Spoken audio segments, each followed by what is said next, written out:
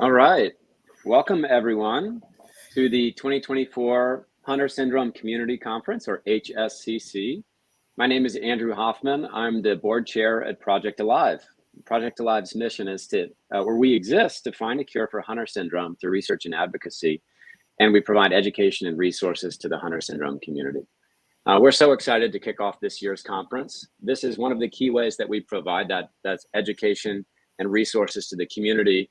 And another critical element of it is the opportunity to connect to other members of the community, as well as to pharma companies, to caregivers, therapists, and learn more. So I am a father of 3 wonderful children, including Peter, my son, who's age 6, who has the neuronopathic or more severe form of mucopolysaccharidosis type 2, MPS 2, also known as Hunter syndrome.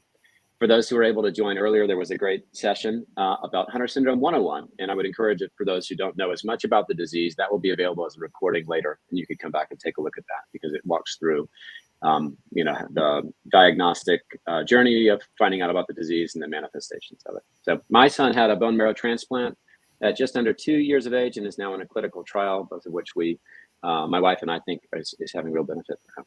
I've served on the board of Project Alive since 2020, and I get really excited about this event. It's a wonderful opportunity to bring our community together, to learn about exciting developments in the space related to Hunter syndrome treatments and therapies, to make connections, support each other, and understand more about Hunter syndrome and how we can all as a community support patients and families with the disease.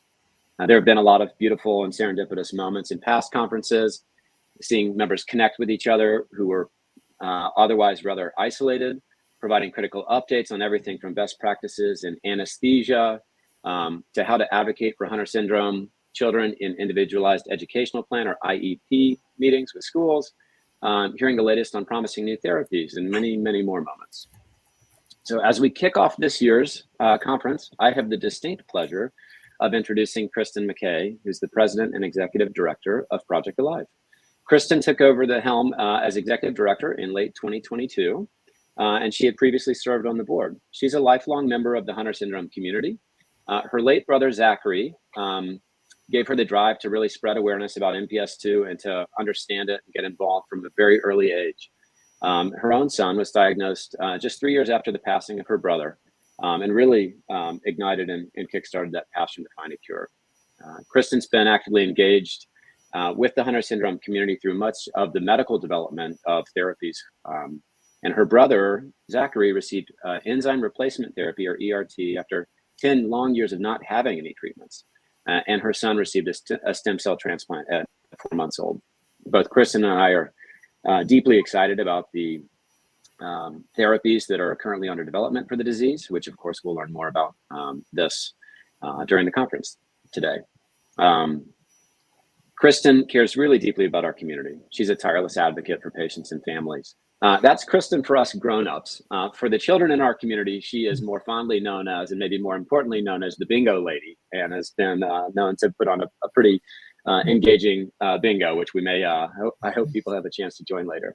So I get the privilege every day of seeing how Kristen works day in and day out to support families in our community, to advocate tirelessly on the state and federal level for new therapies, and much, much more.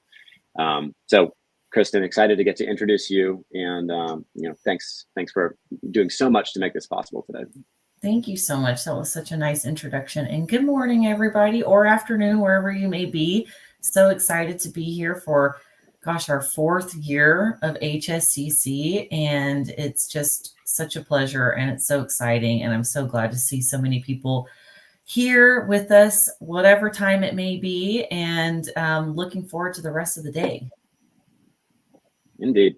I'm still drinking coffee here in California, so 8 a.m. for me, but it is fun that we have people day and night. We get international attendees too. That's so right. Special welcome. If it's in the middle of the night for you, then we have especially welcome you. So yes. So Kristen, over the last 2 years at Project Alive, we've been intentionally broadening our mission. And as some in our community know, we started Project Alive years ago to raise money to fund potentially curative gene therapy. And we're still excited about that technology. But last year, we intentionally broadened our focus because we recognized that there were many new and exciting treatments on the horizon. Some gene therapy, but many others as well. Katie, in the session before this, talked about, brain penetrant enzyme replacement therapy. We've mentioned transplant. So there are, as we look at it, any helpful or curative therapy is a win for our entire community. So we would like to see, we would like to support and to advocate for all of them, and we've intentionally moved in that direction. We also want to provide more education and support more broadly, this conference and many other avenues. So, Kristen, would you like to say anything more about kind of that broadening and how, as we think about the mission and focus at Project Alive?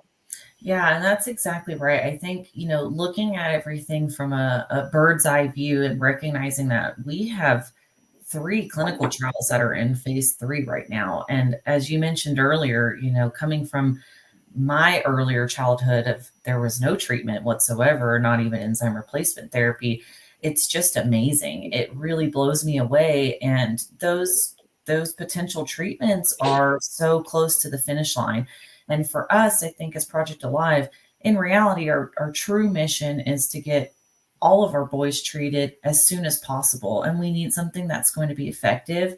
And our goal is for it to be life-saving, right? So we really need to put all of our eggs in that basket of just trying to get whatever we can closest to the finish line. And there's so much work to do there. We've seen so many times, not only within Hunter syndrome, but other rare disease communities, of these clinical trials that many families saw a lot of success, but they were never able to get FDA approved. And that takes a lot of advocacy on our part as a community. And that is such a driving force for us, especially this year. It's a race against the clock. And I hope others continue to tune in on how we will try to band together to get our voices heard. We need an approved treatment. And I think that we're so close to that. And I know that we can do it.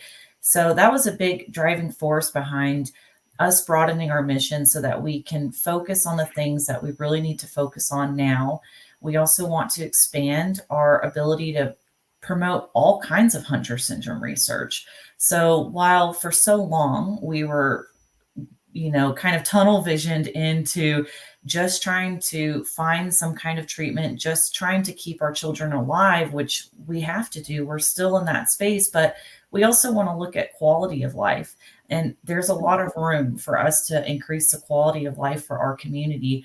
I know as a mom myself with a child with Hunter syndrome, there's so many gaps still in the daily struggles that we face, whether it's with school and therapies. And we're going to talk about a lot of those things today, and just kind of your daily life of a world that's not very accommodating to families like ours. And I think there's room for improvement. I think that our families can use a lot of support, and that's really what we're going to be working on this year, especially. We've already introduced our community resources website. You can go on our website and check that out under resources, our journey into adulthood. And there's some services that are already available that you can find there, but we plan to, launch a lot more. The biggest thing is we want to hear from you as families. We want to know, what are your needs? Where are the gaps that you're seeing? And our focus will be addressing those and hopefully solving those. And we really think that there's just so much that we can do together. And I'm really looking forward to seeing all the success that we have in trying to just make our daily lives just a little bit easier. Yeah, that's great. A lot of moments there where I wanted to plus one it if I had some sort of emoji to do that. So thanks, Kristen. Now, this isn't the only event we put on Project Alive. So you want to tell us a little bit about the family fair as well? Yes, we're really excited. Some of you may have attended last year's family fair. This year, it's going to be a little bit different. So we will be in Frisco, Texas, which is outside of Dallas, on October 26th. We're really excited. It's a really beautiful town. If you haven't been there, so adorable. We love it. And it's pretty central for all of us from the different coasts. So that will be really nice. Our actual family fair will be pretty similar to last year with different speakers, and we're hoping to have some more interactive workshop type things on our agenda, which will be really fun. We'll have our expo, we'll have the kids camp again, but our evening event this year will be the Wonderfall Family Festival, and that will be hosted at the Rough Riders Baseball Stadium. It's going to be bounce houses and carnival games and train rides and trunk or treat and bingo on the ball field and so many fun things that we'll get to do. And the main focus of that event is going to be having an inclusive family fun time. I think that that's something that often gets overlooked, that for so many of us, it's hard for us to go out into the community and just do the things that feel like normal, right? Normal family activities.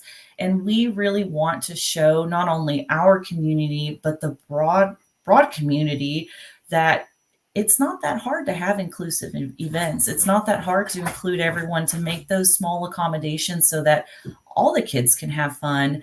And we're really looking forward to that. We'll have a sensory hour, not only for our families that might benefit from that, but also the local families, and really trying to bring people together. And we hope to emulate what we hope the world will be, is a little bit more inclusive and fun for everybody. So I'm so excited for that. And I really hope that everybody can attend. Stay tuned. We expect to announce registration and all of those details sometime this summer. Great. Thanks, Kristen. And when we're putting this event on, we think it's great that it's virtual because people can join from everywhere and it is very inclusive. There's also a hunger for folks to be able to get together in person. And so, mark your calendar and think about that for October. It would be great to see you. Thinking about HSCC today, though, Kristen, what's something that you're excited about for this year?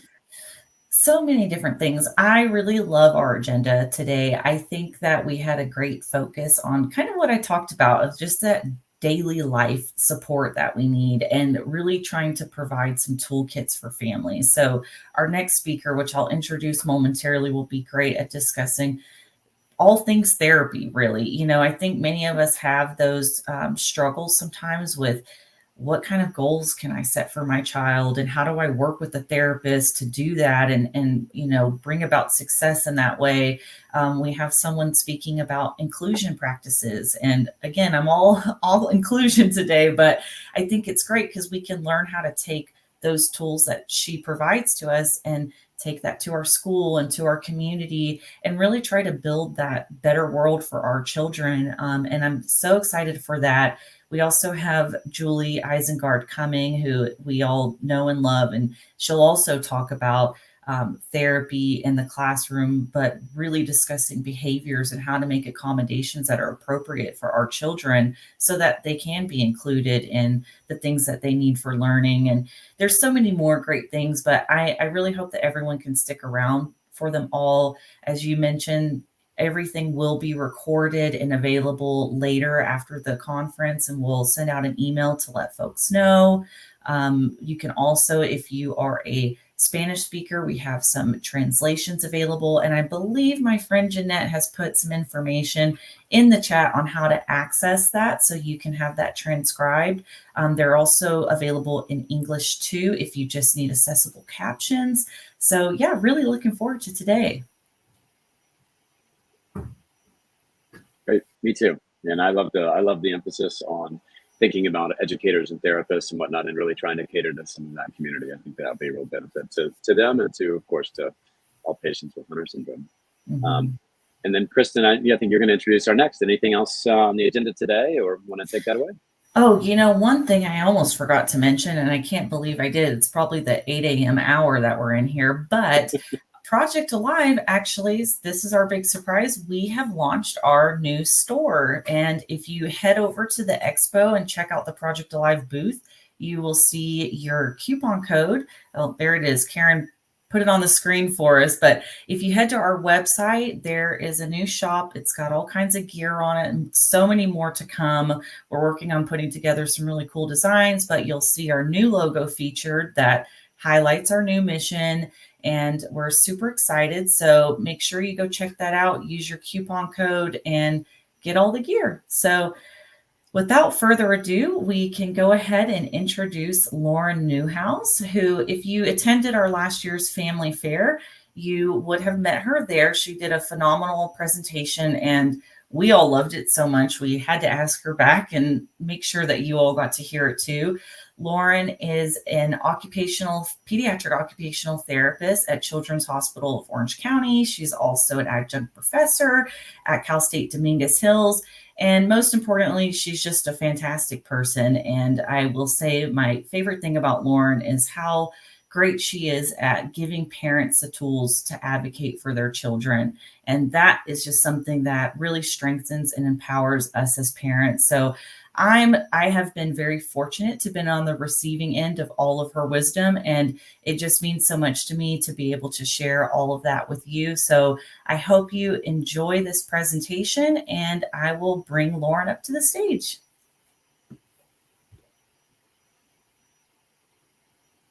You're muted, Lauren. There we go.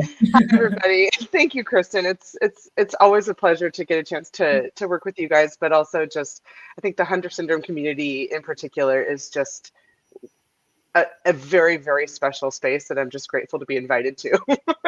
Thank you. All right, well, we'll get your slides up and I'll let you take it away. I can't wait. All Thank right, you. thank you. So today I'm going to be talking a little bit about what kind of the rehabilitation space looks like for neurodegenerative disorders.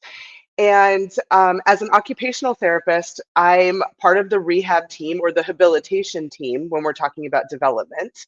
And again, as I'm an occupational therapist by training. So my job is, if you think of the term occupation as what occupies your time, that is my domain. That's my bread and butter. So my job is to help kids with their motor skills, their self-care skills, and most importantly, the most important occupation of childhood is play. And I work with a variety of colleagues, but specifically physical therapy. My PT colleagues are the ones who really have a lot of expertise in kind of the physicality of the body. And they'll do a lot of work with exercise and manual therapy to help kids to achieve as much mobility and functional movement as possible. I also work with my speech and language pathology colleagues who are really the experts in addressing communication, speech, language, cognition, and of course, adaptive and assistive communication.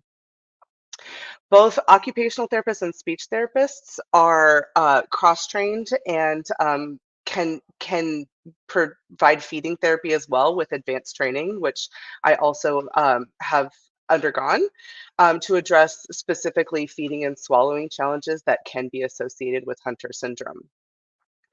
My goal today is to talk a little bit about what these therapies look like, and as kind of Kristen mentioned, how to support families to be excellent advocates for therapy, and also how to participate and get the most out of therapy as possible.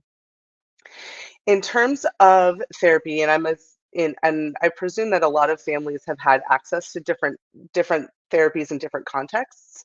But I think sometimes it's nice to just provide a little bit of an overview of where do we live as therapists and where can you find us.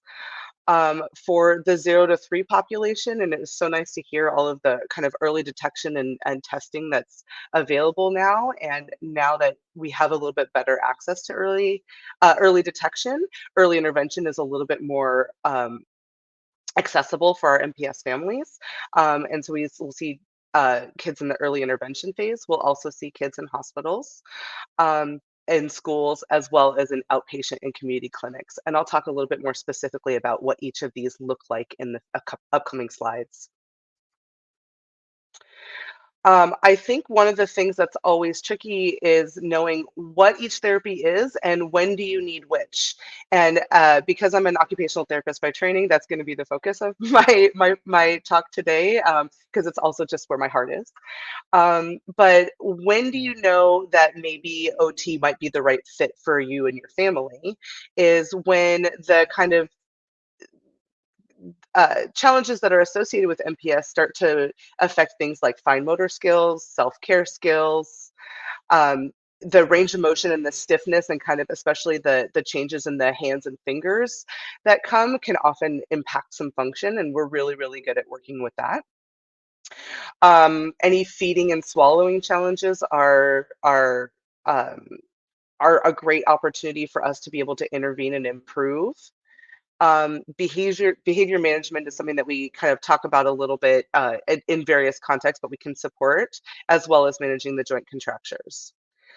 I think maybe my favorite part of my job, however, is the problem solving component. So working with families who have, they start noticing you have little challenges with things like, how do we help our home be a little bit more accessible? Oh, I noticed that my son's having a little bit of trouble climbing in and out of his bed, or getting into his seat to eat dinner or breakfast.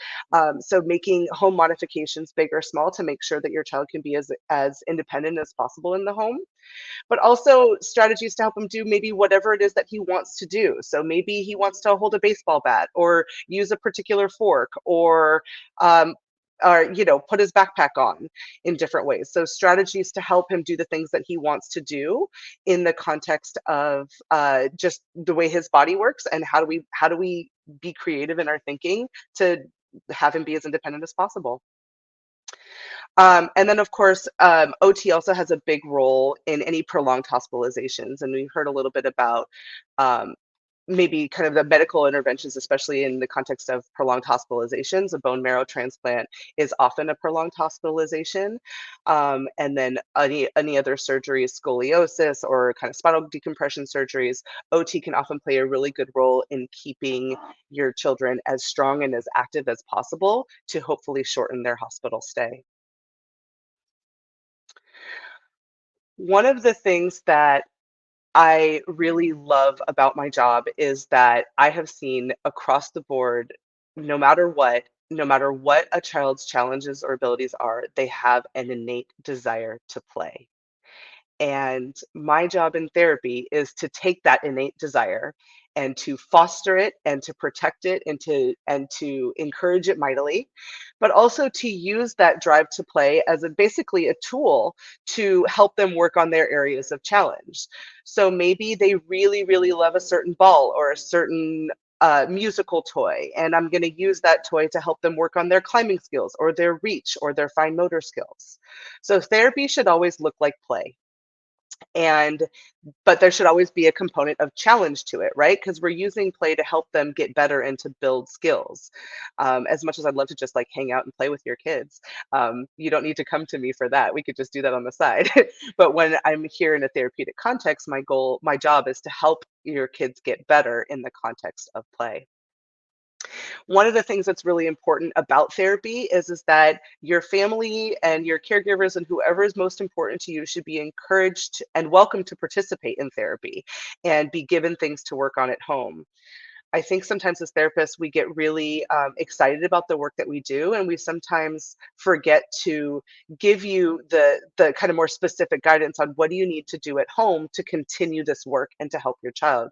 As you know, coming to therapy maybe once a week for an hour isn't going to be enough to help your children to kind of have more lasting and change that presents across contexts. So um, my advice to parents and caregivers is always to ask your therapist at the end of each session, what's one thing that I can do between now and next week or now and the next time I see you again? Give me one piece of homework. Sometimes we get really excited, we give you 30 things, and we all know that there's no time to do 30 things, but one or two is really, really achievable, and it helps you to really focus on, hey, every time you do a diaper change, do this. And those are things that are really helpful to make sure that the progress that your children are making in therapy goes across contexts and is integrated into the home environment. I'd like to talk a little bit about the therapeutic process in general, and to basically kind of just drop the curtain about what does this process really look like. I think sometimes we don't always do a very good job of kind of explaining what this really looks like, and so I'll just briefly go over this. So what will happen is you'll have an initial evaluation wherein you come and we get a chance to meet and talk, and I'll get a chance to meet you and your family, and we'll do some standardized assessment, and we'll talk about objective measures. We'll look at what is your child able to do and what is your child having some difficulties with. And the areas that we have difficulty with, we'll set goals for, and we'll say, hey, we're going to work towards these specific areas of need. we have specific requirements for what goals are allowed in each setting, and I'll talk a little bit more about that specifically. And we'll get approval to work on those goals that addresses a functional impact. So whatever the functional challenges that your child is having, we'll write goals for that specific function and work toward it. Working toward it is going to be essentially skilled intervention. And this is where my job is going to be to use my specific training to use different tools, techniques, and strategies to try to help your child to build on the skills that he needs help with. And this is a collaborative partnership. This is us working together, and I have some specific things about how we work together to make sure that what we're doing is helpful and supportive for your child. Therapy can be quarterly, weekly, monthly. There are different, based on what your child's needs are, based on how quickly I think they'll progress and how much of my skilled intervention they need, as well as really what your family can handle. You got a lot of appointments and other things going on. So what's also realistic in terms of how often you can attend is often a consideration for what therapeutic intervention we're going to do. After a specific period of time, we'll check back. Hey, is what we're doing working? Is this helpful? Let's reassess him. Let's check based on those objective measures we took at the beginning. How is he doing on that? Have we gotten better function? Are we doing well towards our goals? If yes, great. Do we need to make new goals or do we stop? If it's no, then why is that? Are there different problems in terms of maybe how we wrote the goals or what therapy we were doing? Let's reassess what our approach is, and we need to figure out how to change things around. Eventually, discharge comes in therapy. And it's typically a break, and it could be an opportunity to try a different therapy. Maybe based on our reevaluation, we found like, hey, I don't think this is the right fit. It's not getting what we were hoping for. Let's try a different therapy. Or, hey, we've gotten far enough. Let's try some more community-based activities. So I'll talk a little bit about some specific suggestions there. I think as therapists, our job is to really support independence and engagement in meaningful activities. Our job is to really optimize what your child can do and to help him to do it as long as possible.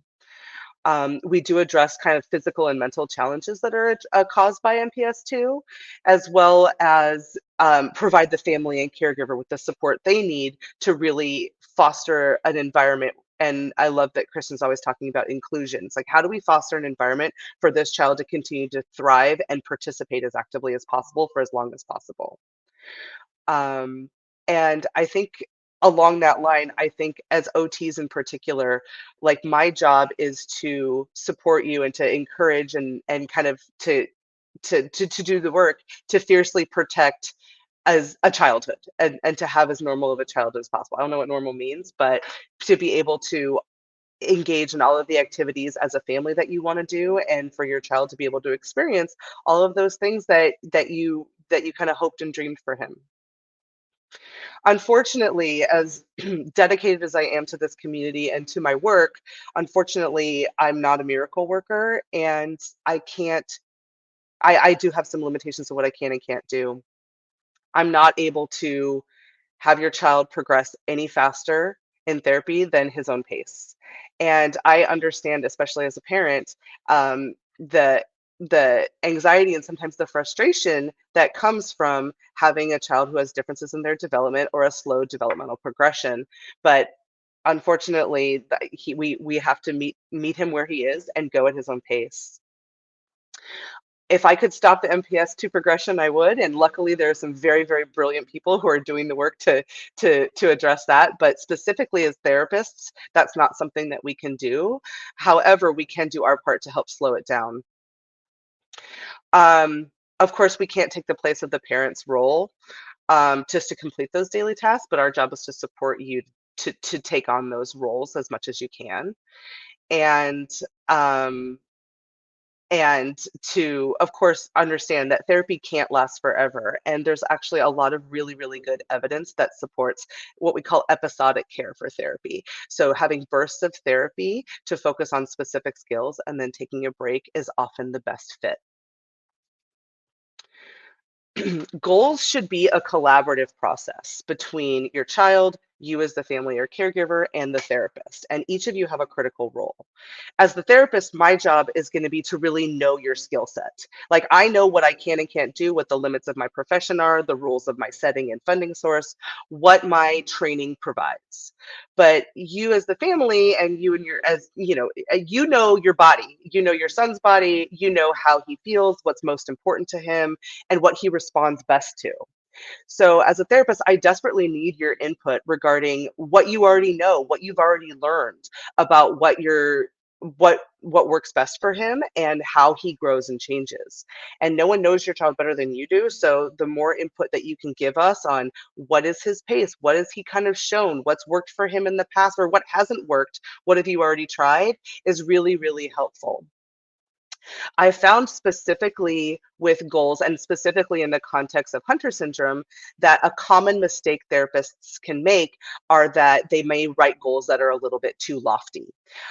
We know that it's not uncommon for kids with Hunter syndrome to really be able they do make incremental progress, but it might be smaller or slower. So if we write goals that are broken down into smaller steps that are more incremental in nature, then typically they're sensitive enough to be able to show and identify that progress. If we write goals that are too lofty, we might not be able to identify that progress, and we might show something different. So I always encourage families to talk to their therapist about, start with writing goals in much smaller steps than maybe they're more used to. And then if for some reason that your child is doing very well and advancing more quickly, the therapist can use that feedback and information for their next set of goals. But usually, especially to start, those incremental smaller steps, or also as the decline starts, is really, really effective. Goal setting is an area that's actually quite specifically dictated by the setting in which we work. And so I think a source of kind of frustration of families who consume therapy often find is that they need help with something specific, but maybe not always knowing who to ask or how to advocate for getting that help in the right context. So my goal for these next 3 slides is just to help maybe drop the curtain a little bit about where does all of this work happen, so that way when you have a specific need or concern, you can go to the right area to get it addressed for your child. So early intervention, as I mentioned, is provided by the regional center or the state equivalent. So ages 0 to 3, and our purpose there is to identify areas of delay and intervene early. And the goals can be pretty much unlimited. We can address almost anything in the context of that 0 to 3 population. Our goal is to essentially catch delay early or prevent areas of delay as much as humanly possible. It's not uncommon after the early intervention phase, after they age out of early intervention, for kids to graduate to receiving therapy through the school district. When they're receiving therapy through the school district, and we are using an education model. So the goals in the school are required to focus on their role as a student. So that's why we most commonly will see goals related to fine motor skills or handwriting or cutting with scissors or things like that that are related to your child's academic and school performance. I think a lot of frustration families find is that sometimes they have needs that are really relevant, but often don't fit in this education model. And so they get frustrated if the school isn't providing help for these areas, which is completely understandable. The good news is that the last area that we can kind of address those extra areas of need that maybe aren't addressed in the school district is going to be through your health insurance, and that could be government or privately provided. But in our outpatient clinics or hospitals, or here in California, we have California Children's Services. These are those clinics that we can work on those kind of maybe other areas of need that aren't addressed in schools for our older kids. So these are their functional skills, your self-care skills. And this is also the best setting to work on feeding and swallowing issues most commonly. And this is where those medically necessary therapies or medically necessary needs can be met. I'm going to talk about the dreaded M word. I think the term maintenance, especially in the context of neurodegenerative disorders, is kind of a hot button issue, and it's a very sensitive topic. And I'll tell you the truth that as therapists, we are taught that we are not allowed to work on maintenance, or we are not allowed to treat for maintenance. However, the good news is that's not actually necessarily true. And what I mean by that is there are specific circumstances and criteria that do cover maintenance. And so my goal is to empower you to be able to educate your therapists on when that's actually the case so that they can document and be reimbursed accordingly. So the Centers for Medicare and Medicaid Services, which is usually the standard by almost which everybody else follows as well, does specifically allow for us to treat for maintenance if we can prove or document that my skilled therapy, my specialized training in my area of practice is necessary to achieve the goals of the maintenance program. So I've actually provided, this is actually a clip from the Medicare guidelines policies, and I've got a link below here for you so that you can share this with your therapist so that they can know and also advocate for being able to actually document accordingly for maintenance. And again, the biggest kind of tiebreaker here, if you will, is that we need to prove that our skilled intervention is required, our skilled training is required for maintenance. So unfortunately, that doesn't just cover like just a range of motion program. That's not, I mean, that's not my advanced training at work, but there are a lot of areas that we could very easily justify that our skilled intervention is indeed necessary for kind of safe and effective program maintenance, and that is indeed covered. So I hope that is good news for a lot of families who may be struggling at this phase of their therapeutic journey. I also want to talk a little bit about maybe some ideas and tips and strategies on how to build a good relationship with your therapist.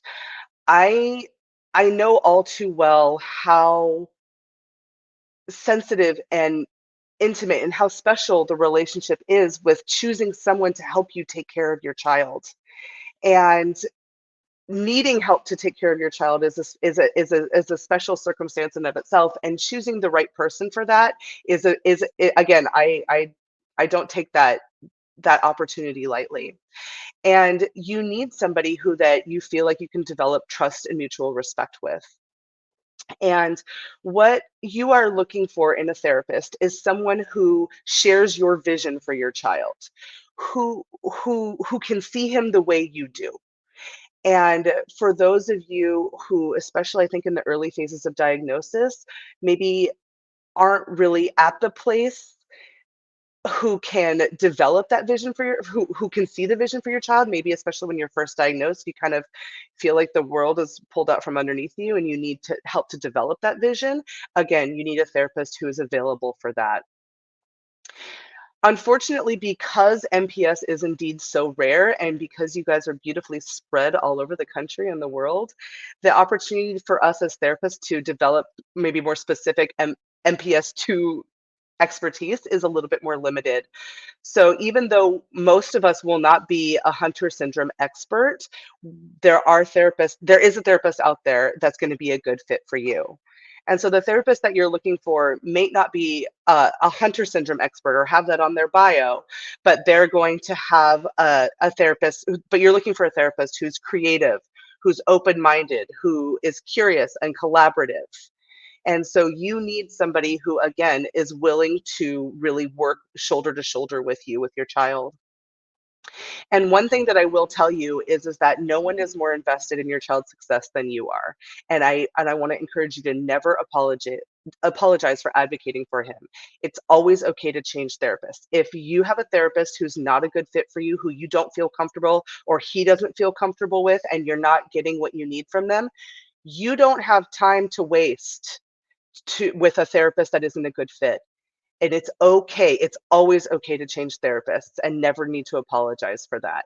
The right fit is out there, and it's the best possible thing that you guys can do as a family is get that right fit for you. Briefly, I'll talk about behaviors. And one of the things I really want to mention in terms of behaviors as they relate to therapy is that behavior is communication. And we need to always kind of take a moment and step back and just like, what is he trying to tell us? Is he hungry? Is he tired? Is he scared? Is he unsure? Is he anxious? What is he trying to tell us? And um, as therapists, we love and need your input on how do we manage behaviors in therapy. So some tips I have for you are to essentially like take that front lead, if you will, on what does and doesn't work for your child when these behaviors occur. If the behaviors are more related to one area versus another, give your therapist that input, that your thought process. And maybe what does or what you've tried that has or hasn't worked in the past is a really good place to start. The other thing is that I really, really want to encourage you to define roles in therapy. How do you as a parent want behaviors managed when they do arise in therapy? Do you want to be the one to jump in and manage behaviors when they arise? Do you prefer to take a seat back and let the therapist kind of manage it and maybe try different things? Both are fine, but and figure out what's best for you, but also delineating those roles with the therapist is going to be really, really helpful because sometimes you need a more uh, instantaneous reaction. And so if we already know whose job that's going to be in the context of therapy, even better. I am a parent and I am no stranger to being embarrassed by almost everything my children do. But I do want to tell you as parents, please don't be embarrassed if your child has behaviors in therapy. We've seen it all. We know this is our job. And so it is okay to manage them, but please I know it's easy to say and hard to do, but please don't be embarrassed if your child does have some behaviors that arise. If we do a really good job of kind of intervening or supporting behaviors, but for some reason they persist, I always encourage families to consider and therapists to consider making a change, may it be it big or small. So maybe the therapy will be at just a different time of day. I have found that even just maybe kids who are coming for therapy after school, some do really well with a therapy appointment just a half an hour or an hour later. It gives them a little downtime, time to eat a snack, and they do a lot better. Other kids don't want that downtime because then they're like, oh, I thought we were done with our day and now it's time to do more stuff. So trying to just do the change, just a small change or something simple as just the location. Maybe we'll play in a different room today or outside instead of inside. Making a change is often a really effective way to maybe kind of pivot a little bit and to get a little bit better participation in therapy. And sometimes even just changing the goal. Maybe we did a really good job on working on goals and we're working on putting on our shoes and we just had behavior. And maybe it come to realize that he doesn't want to learn on putting on his shoes. He doesn't care. And so maybe if we just change the skill that we're targeting for right now, that often can be a nice change to kind of get a little bit better participation in therapy. Therapy does indeed come to an end. And what I want to encourage families is not to panic when therapy does indeed start to get to the point to where what we're going to graduate or come to an end. As therapists, we're required to prove that what we're doing is indeed skilled intervention and that our training is actually not only doing something for your child, that it's working. And the kind of funny thing is, as a therapist, my job is to work myself out of a job. My job is to help you to be as independent without me as possible for as long as possible. So when it's time to take a break from therapy, I really want to encourage you to start thinking about it as an opportunity. It's an opportunity to use that time to do something that you can enjoy as a family that maybe, again, the therapy schedule between doctor's appointments and therapies and school, et cetera, it's grueling. And so sometimes it's really difficult to actually have time in your day and your week to actually do some of these other things that you might really enjoy. And so taking a break from therapy is often an opportunity to explore some of those other areas. And as I mentioned before, there's a lot of literature that supports that episodic care is most effective, even in the context of a neurodegenerative disorder. And so knowing that you can always come back is often reassuring. When you're getting ready for discharge, I recommend having the conversation with your therapist about specific and ask these specific questions. What's the reason for discharge? What should I look for as a sign to return to therapy? And what's the process to start therapy? And I'll talk a little bit about community activities to try. But I always recommend getting this in writing before your last day of therapy, because nobody is more confident that I'm going to remember all of this stuff than me, and then only to learn 2 to 3 years, 6 months later, when it is time to go back to therapy, that you can't find that phone number for the life of you. So getting it in writing is often really helpful as a kind of a gift to your future self, or when you'll need that information again. Briefly, I'll touch on some community alternatives for therapy, and then I see some questions in the chat that I'm excited to get a chance to talk about. Um, I think as therapists, we do a really good job of believing in our work, and I think that's a good thing. But the other thing that we sometimes forget to talk about is that we're not the only way to help, and we're not the only way to build skills and continue skills in your child. So when you're taking a break from therapy, there are alternatives in the community that can really help him to address his areas of need, in terms of keeping his body moving, keeping his brain active, etc. But also just helping him to, again, have that typical childhood experience. And I think that when we have children who have differences in their development, and once you get that diagnosis, we often think that everything has to be special or therapeutic. And that's not always the case. It just means finding that right special person. And it is a little bit harder for us with our kids, right?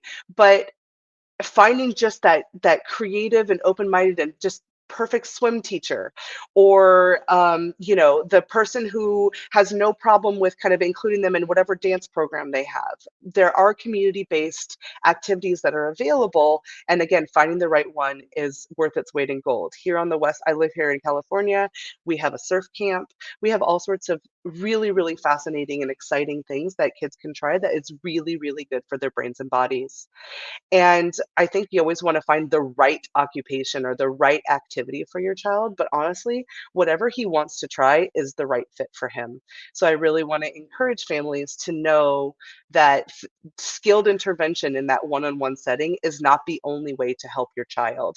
And there are other really, really great options. And it's exhausting to try to have to go through all these and feel a little bit of rejection if you go to a place and it's not the right fit, but it's worth it to keep going and to keep that energy going to find the right fit for your child. At this point, I do have a few minutes left, so I'm happy to go through, and it looks like I have some questions here. Would it be possible to touch on sensory diets, advice, do's and don'ts? Great question. Love that. Sensory diets are a wonderful tool that we can use to help a child to get the information, basically the experiences and that they need throughout the day. Some kids benefit from maybe an increase or a decrease in certain either movement or tactile or auditory experiences that help them feel a little bit more calm and regulated throughout their day. So some recommendations I have about sensory diets are they are not one size fits all. They should be customized specific to your child. And so working with a therapist who has done a thorough sensory-based evaluation first and customizes a sensory diet for your son is going to be best.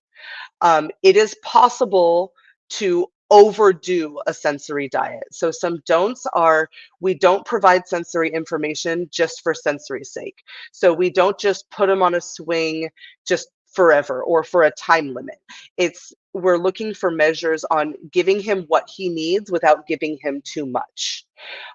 So it is possible to overstimulate your child. So finding the right balance on what to do and when to do it is going to be a really good customized plan between you and your occupational therapist, to make sure that he's getting what he needs, but we're also not making the problem worse by overstimulating him. If we let him ride roller coasters all day long, even if he really likes it, that might elevate him a little bit, or too much time on a swing can actually make him more overactive and more kind of disorganized. So finding the right fit for just enough is a sweet spot. And I'm happy to talk about that a little bit further as needed. I see a question, how much progress people see with kids with MPS. I assume it depends on the age. It's hard to set expectations right. Absolutely. It is very difficult, which is why I kind of touched on making sure that we write more incremental goals than usual until he can kind of show us what works best for him. But I think a common mistake that is made is that we assume that because this is a neurodegenerative disorder, that kids can't make progress. And the great news is that's not true. And that's never been my experience in over 18 years of therapy. So again, setting incremental goals and using really good objective measures on how are we reaching those goals and how are we doing in our progress can give us really good information on where to set expectations. But you're right, it's a moving target, and we're not going to be perfect all the time. Cody, I see some questions here. Okay, is it normal to have the OT encourage the child to go to therapy alone without the parents? My 8-year-old is attenuated and his OT likes for him to work with you alone. I'm fine with it, but then I don't know what they're working on. It's not realistic to depend. Yeah, absolutely. Your child is not going to be a good historian on what happened in therapy. It's unfortunate, in my opinion, that it's not uncommon in the therapy to have the culture of therapy be to kind of a parent pick up and drop off situation. And as a therapist, I have found that there are times when the child will work better with me and I'll get a little further along if parents are not in the room.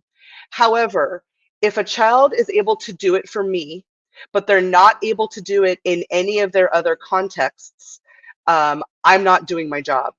Because again, my job is to work myself out of a job. My job is to facilitate independence without me. So my recommendation would be, even if your therapist needs to work with him alone, to ask to join for the last 10 minutes to review the session and review homework for the next time. I think it's fine. I think it's fine for kids to work with a therapist on their own, but always to have a special provision provided for that parent education and homework piece. So just asking your therapist, like, hey, can I come back for the last 10 minutes to see what you've reviewed or see what you've covered, is a great tip and strategy. I'll often tell kids that I'm working with, ooh, let's save this one and we could do a show at the end for mom and dad when they come to pick you up and show what you can do or what you learned. And that's often really, really effective and a good way to carry over skills gained in therapy. Maintenance therapy with private insurance and CMS. So private insurance typically follows CMS guidelines, but they often will have sometimes they'll have their own provisions here or there. So it should be reasonable to expect that they'll follow along, but of course, and annoyingly, I'm sorry, but like the specific guidelines for your specific insurance, you'll have to look at that more carefully, but it's most common for private insurances to follow CMS guidelines. Yes, what we call peri-care is kind of managing self-care after using the bathroom. When our kids, and especially when our kids have limited mobility with joint movement and limited dexterity, there are a lot of different techniques and strategies actually that we can problem solve. And there are actually, if in the true absence of physical ability. And if we try different strategies, sometimes even something simple as just approaching from the front versus the back is sufficient. But there are also adaptive devices that you can use for self-care after the bathroom, that we often will use for kids who have limited range and mobility. So I would definitely encourage you to work directly with your occupational therapist. There are a lot of different things that we can do. If the child is able to cognitively like kind of learn how to do some different or adaptive techniques, I understand as a parent really how exciting it would be to be off of the wiping team. So there are some techniques and strategies that we can use, either modifications to how it's done, or to use an adaptive device. I love all these questions. I hope I didn't miss any, but if there are others, I'm happy to address them. I didn't see any additional. Thank you so much, Lauren. If anyone else has questions, please feel free to email me, and I'm certain that I can pass them along to Lauren to get those answers. She's kind in that way. So this was so great. Thank you so much. I really got a lot out of it. I hope others did too. We really appreciate you joining us bright and early and sharing all of this with us. And we hope we get to see you again soon, Lauren. Me too. Thank you so much. This was a real joy. Thank you. And everyone else, we are going to take just a couple seconds break. So we're going to pop off screen, but we'll be right back. So don't go anywhere for too long, and we'll see you in just a few moments.